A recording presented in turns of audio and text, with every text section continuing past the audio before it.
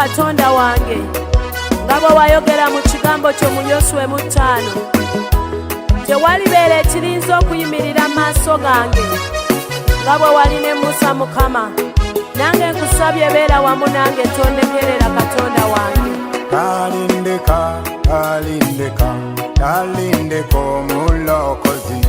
Talindeka Yesu, talindeka omulokozi. Enna tolindeka, tolindeka, tolindeka omulokozi.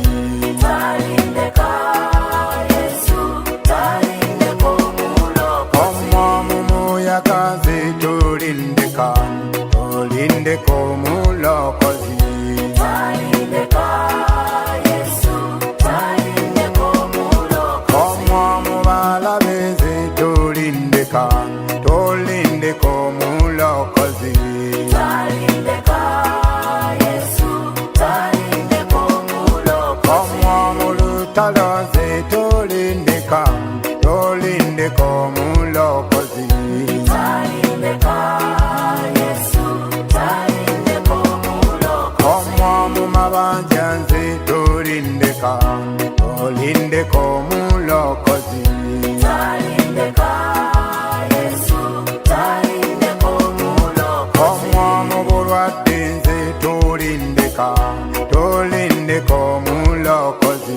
Talindeka Yesu, talindeka omulokozi. Wenna wansuubiza ayi Mukama, wansuubiza tolindeka.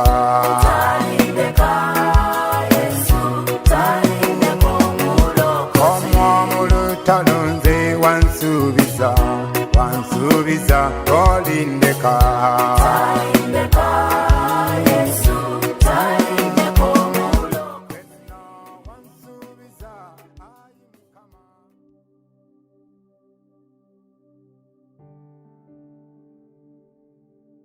Awo eno nno nsonga nkulu. Bannaffe bano abali mu ddiini bajeregerera nnyo abali mu buwangwa n'ennono, ne batuyita abalogo, abewaffe abasiraamu batuyita bashiriku, bakyogera mu Luwarabu, ne batuyita abantu abatamanyi Katonda, ne Katonda tetumanyi gy'ali.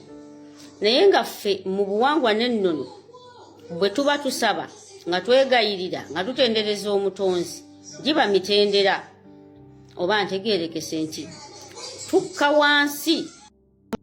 Awo weewaawo eno nno nsonga nkulu. Bannaffe bano abali mu ddiini bajeregerera nnyo abali mu buwangwa n'ennono, ne batuyita abalogo, abewaffe abasiraamu batuyita bashiriku, bakyogera mu Luwarabu. Nzikiriza nkulamuseeko mukwano gwange yonna gy'oli ampuliriza mu linnya lya Mukama waffe Yesu Kristo, omwana wa Katonda oyo abira ddala omulamu. Wasuze otya yonna gy'osinzidde, nzikiriza nga Mukama mwesigwa akukume bulungi nnyo, nange ankume bulungi. Tuddiza Mukama ekitiibwa, tuddiza Mukama ekitiibwa. Nkulamusizaako nnyo nnyo nnyo yonna gy'osinzidde. Ndi musanyufu, nina essanyu lingi nnyo nnyo nnyo nyini ddala nga bw'otenza na kukirowoozaako. Ndimu ssanyufu nnyo mu maanyi ag'omwoyo omutukuvu. Twebaza Mukama atusobozesezza okulabika ndi nno twogerako naawe. Ekyo kikulu nnyo, twogerako naawe gwe naali eyo ng'otwagala. Njala kugamba naffe tukwagala, ate gwe ali eyo ng'ogamba nti tetukwagala, sibaagala. Anjala kutegeeza nti ffe tubaagala lwampaka, tujja kubaagala lwampaka paka. Nze Nicholas ayimidde emabega w'emizindalo gino egya Just Gospel Media Uganda. Leero munzikirize nebaze ku producer waffe, sijja mubagamba linnya, naye w'amaanyi mu kuweereza kwe, oba oli aluliwo olwo ndi mubabuulira erinnya naye nalyogerako wano. Twebaza Katonda byonna maanyi ag'omutukuvu. Waliwo owooluganda omu yansindikira ka video kano, mbadde tukyagenda maaso ne teachings zaffe ezikwatagana ne Watchman Ministry, Watchman, being a watchman, tukyagenda nazo maaso n'omwaka guyinza okuggwako. Kakati waliwo oluganda omu yansindikira ka video akamu nenjagala nga gabaneko naawe olunaku luno olwolwaleero. Amina. Abagala links zaffe eza Watchman Ministry tugenda kuzibatirawo wansi, mwabale ku Facebook omwate n'abali ku YouTube channel ng'osobola okuzigoberera, nja kuba nzikuterawo. Ate era nawe agamba nti link eza WhatsApp channel namwe era ngenda kuzibatirawo wansi awo. Mukwano gwange omuyaze mu inbox ng'ayagala link eyo, nendowooza nti naawe oyinza okuba ogyetaaga. So ngenda kuba nkikuwa naawe, tulina fellowships zaffe eza WhatsApp bwe tubeera nga tukuŋŋaana, tuweereza, tusaba mu byonna nga tukkiriza Mukama okutukola obulungi obutali butono. So n'olwensonga efaanaganako bwetyo, vidiyo eno ngenda kugikuwa, naye ekintu kino ensonga eno nagyogerako emabegako eri, ne mbagamba nti ekiyitibwa obulogo n'ekiyitibwa obusamize tosobola kubyawula, byebimu. Ababaddeko mu ministry ddala nga mukola kye tuyita deliverance services, mujja kunjulira kino, mukimanyi bulungi nnyo. Kizibu okwawula obusamize n'obulogo, tosobola kubyawula, byebimu. Ono brother, ono sister. Amina. Naye ate osobola okwawula obuwangwa, osobola okwawula obuwangwa n'ennono ku bulogo n'obusamize. Obuwangwa n'ennono si ddiini, obuwangwa n'ennono si ddiini, nti kintu kiri awo nti obuwangwa kintu kiri awo kyakutembeeta nti kusinza, no, nedda. Obuwangwa n'ennono si ddiini, si ddiini ndi eri wali yeetongodde, nedda. Sinzikiriza, wabula obuwangwa n'ennono neeyisa, nkola ya bintu. Kakati obusamize n'obulogo bitambulira wamu, nti omuntu asobola okubeera n'obuwangwa bwe kalica naye nga tetaloga, kisobokera ddala. Kati vidiyo eno gyengenda okulaga olunaku lwaleero, waliwo oluganda omuyaji ensindikidde gye twali tuli mu kugyogerako naye somewhere, nengamba waaye kanzije naawe nkushyalingireko owulirize ensonga eno. Wuliriza mpola, tovaawo. Eno nno nsonga nkulu. Bannaffe bano abali mu ddiini bajeregerera nnyo abali mu buwangwa n'ennono, ne batuyita abalogo. Abewaffe abasiraamu batuyita bashiriku, bakyogera mu Luwarabu, ne batuyita abantu abatamanyi Katonda. Ababeera eno mu ddiini batuyita abalogo. Listen, teri abayita abalogo, naye kubanga ebikolebwayo n'enkola y'ebintu byayo n'abo betuyambye ddala ino mu kkanisa, betuyambye mu kuyita mu kusaba ne deliverance, kye kitukakasa nti muli balogo, ate nammwe era ne mweyita oba ntegerekese ebikolwa ebikolebwayo. Ekyo kyala okubategeeza nti obulogo n'obusamize tobyawula. Oli kasita agamba nti ndi musamize, automatic aba mulogo, automatic mulogo. Automatic. Kati nkankuddizayo mu kyalo n'omuwulire, mbeeko we nkutwala. Wuliriza. Weewaawo, eno nno nsonga nkulu. Bannaffe bano abali mu ddiini bajeregerera nnyo abali mu buwangwa n'ennono, ne batuyita abalogo. Abewaffe abasiraamu batuyita bashiriku, bakyogera mu Luwarabu, ne batuyita abantu abatamanyi Katonda, ne Katonda tetumanyi gyali. Kati Katonda olina okumwawula ayawukana nekyali mu kwogerako. Ani abayita abalogo? Wuliriza eddoboozi lino, njagala nkuwa eddoboozi lino oliwulirize. Wuliriza.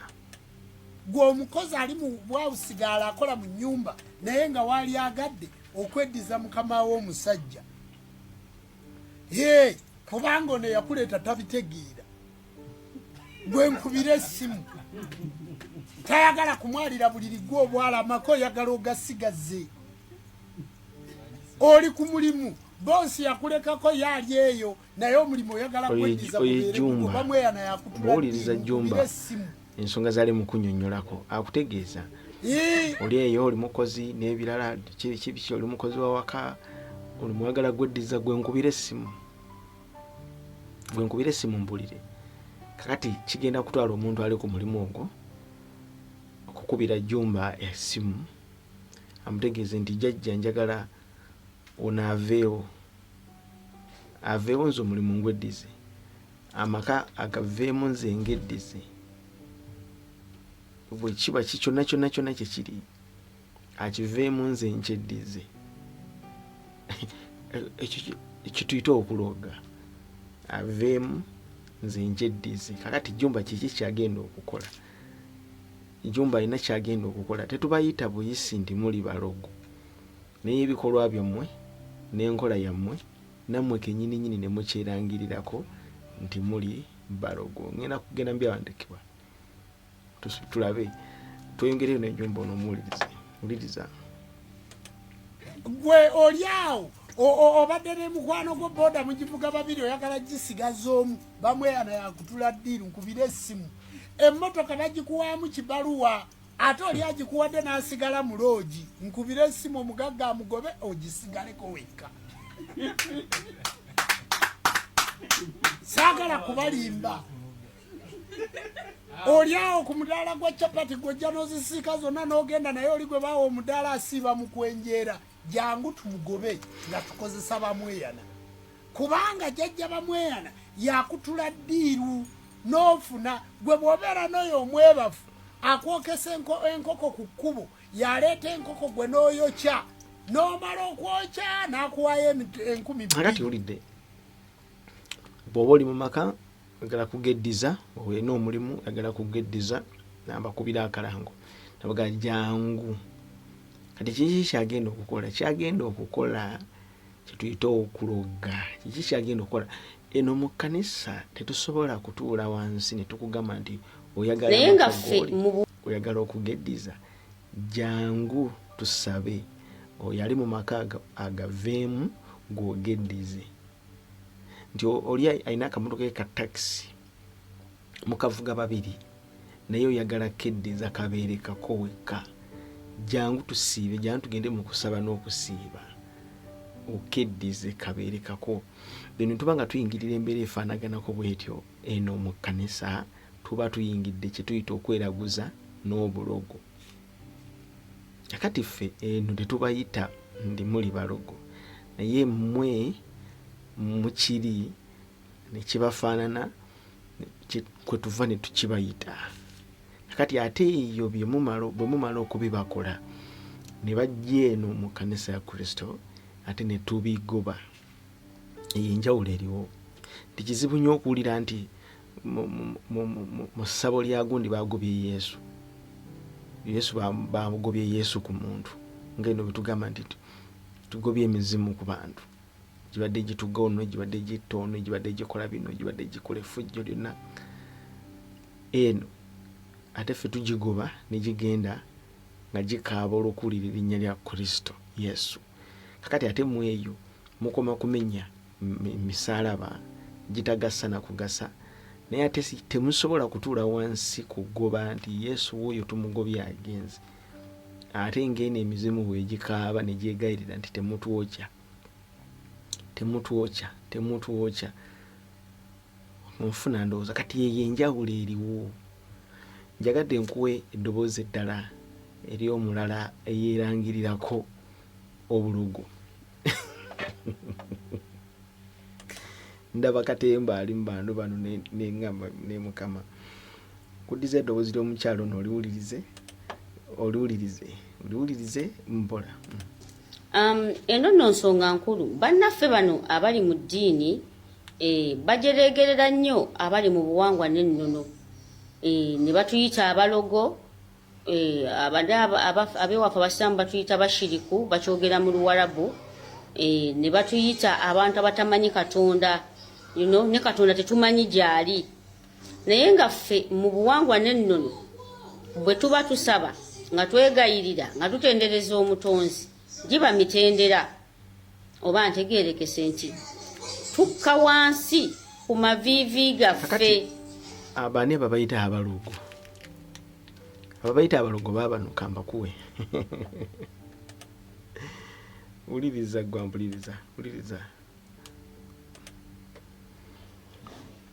Luno lwali lutalo sinzigu olwali wakati wa engeri gyoyasama ennyo naze nkimanyi nti ogenda kunyanukula kubanga taata oyasama nakulumbye nkumanyi naye nakulumbye lwaki kubanga nze pulezidenti geno waba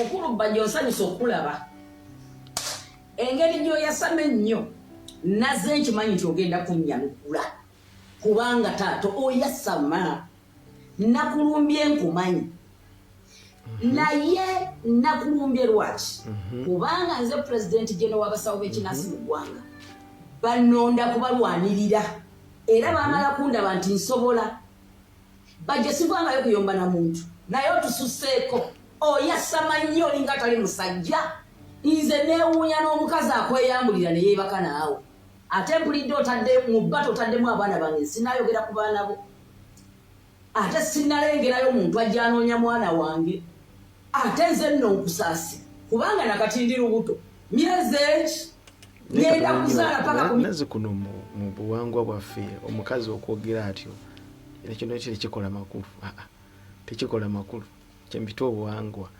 tekikola makulu kali kyayaffe tetukkiriza kukola ebyo ng'omukyala ebigambo biba biyitiridde ebyo liriza myaka 7 paka ku 7 nga nkyazaala ndi lubuto I'm going to give birth okitegedde mukulu bajjo tuli mu bato bajjo njagala ense kati ongambye nti ndi mufe nti siriko jembe kati njagala bategeerere ku ggwe nti kulannama mulogo otegedde tuguddewo bato gweyomba n'ebigambo nze nyombera ejjembe bajjo ngenda kukuloga bajjo I'm going to witch you nafuddeyo nga nkumanyu ayasama osesemanga bwondya yono pulezidenti waba nga we yeeyogeddeko ngenda kukuloga kati abamu ku ba agenti abatambuza obuwangwa n'ennono abasinga era bangi nnyo beewakana ndi bosi balogo naye kati ono yennyini yewaaba nga akisobola okukyeyogerera kitegeeza kimuliira kati olunyiri lwa bayibuli lunyumira wano luli mu kitabo ekitibwa ekyabaleevi baleevi 19 n'olunyiri lwa 3 mu lumu bayibuli esomesa temukyukiranga abo abasamira emizimu newankubadde abalogo temubanoonyanga okwonooneka olwabo nze Mukama Katonda wammwe. Kakati tuba twogera Katonda wa Bayibuli,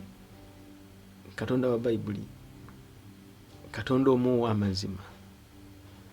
Twawukanira ddala n'enkola ey'obulogo n'obusamizi, twawukanira ddala. Lwaki? Kubanga nti ate mmwe bimubeera mukola. Omusajja amaka gali awo gatudde gateredde, ogenda okulengera oli akulukuta ne yirizi era amiriziddwako ebigambo, akulukuta n'ebyoya by'enswa bizinze mu bulagalalagala, abireese eri omwami amuloge. Kiki kyayagala mu byonna? Ayagala afune obuganzi. Onfuna ndowooza ayagala afune obuganzi, so alina okuloga omwami. Amaka amayitirivu ennyo agatambulira mu kuloga n'okuloga abasajja n'okuloga abakyala baabwe tobala muwendo. Ate gaggaiga amazima bizinensi eziyimiridde naye nga ziyimiriddewo ku kuloga abantu, okuloga ensi ey'omwoyo ey'abantu. Olina kera ku makya n'asanga ebintu ku mulyango gw'edduuka lye, tobala muwendo, bayitirivu. Tomanyi bantu bali victimized n'olw'ensonga ey'amalogo ne witchcraft.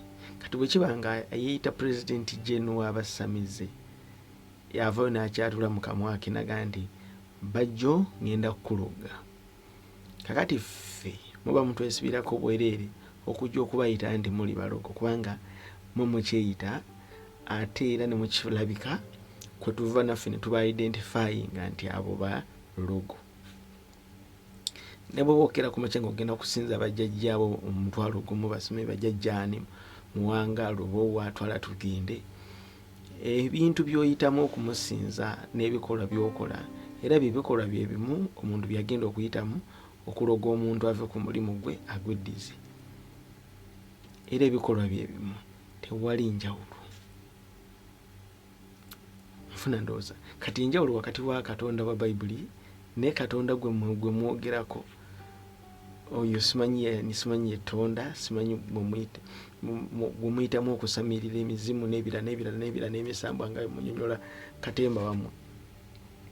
Bye mukola ebyo byonna eno mu Bayibuli Katonda abikyayira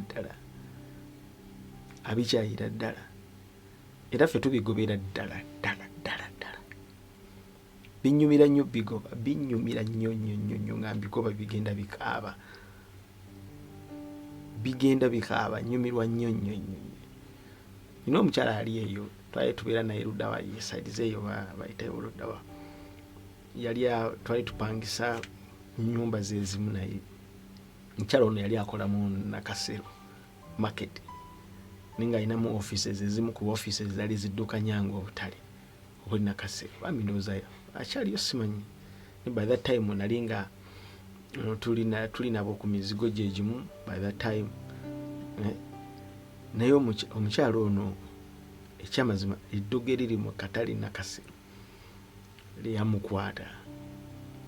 Ate njagala kwogera nawe ampuliriza gwe mwana wa Katonda, ampuliriza eddogo tuufu gyeriri. Abantu bano balogira ddala.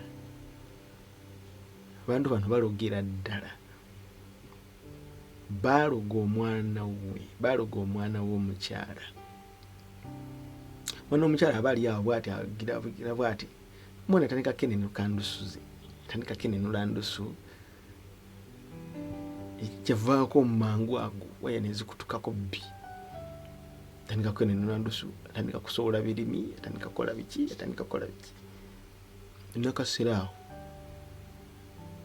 Nakasiraawo deliverance agifunira lwa Bishop Kiganda wansi awo ewabira lanch awo mu Nakasero. Deliverance wagifunira dogo baloga mwana we asobola okufa aveewo. Abantu kituufu baloga ate ebintu bye bayitamu ddala okukozesa, ebintu bye bayitamu okuloga bye bakozesa mu kuloga byebintu byebimu bano bye bakozesa okusamira kwabwe. Bo bye bagamba nti mwe tuyita okuweereza Katonda, nti tuweereza Katonda okuyita mu buwangwa bwaffe. So tuweereza Katonda okuyita mu buwangwa bwaffe, mu buwangiro bwe twawangirwamu, naye obuwangiro bwe bawangirwamu ate era bwe bumu bwe bakozesa ate era okuloga. Bafuna ndowooza si bigambo byange, mubyewuliridde mpola nzija nsengeka mpola ebintu byange. Balogo teri n'omu abayita nti muli balogo, naye ebikolwa byammwe n'enteekateeka gye mukolamu n'ekigendererwa kyammwe kituufu muli balogo. Kakati ate bino ffe mu kanisa ebitubigoba naye ate temusobola ate mwe kugoba Kristo. Kyemusobola kiri ekintu kimu kumenya musalaba. Teri kirala kyemusobola kukola, tekiriyo. ndi uyo Yesu tumugobye eyo yagenda akaaba never tekisoboka. Agwalo nyitu njagala nkusomera ulala then tuveewo tugende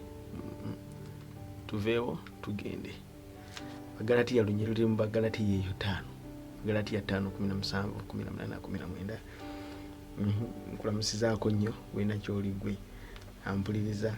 Njagala kwebaza Katonda ku lulwo mu linnya lya Mukama waffe Yesu Kristo abeera ddala omulamu. Nsonyiwamuko Bagalatiya kakwate maawo katono. Okay, Bagalatiya 5 5 17 16 18 eyo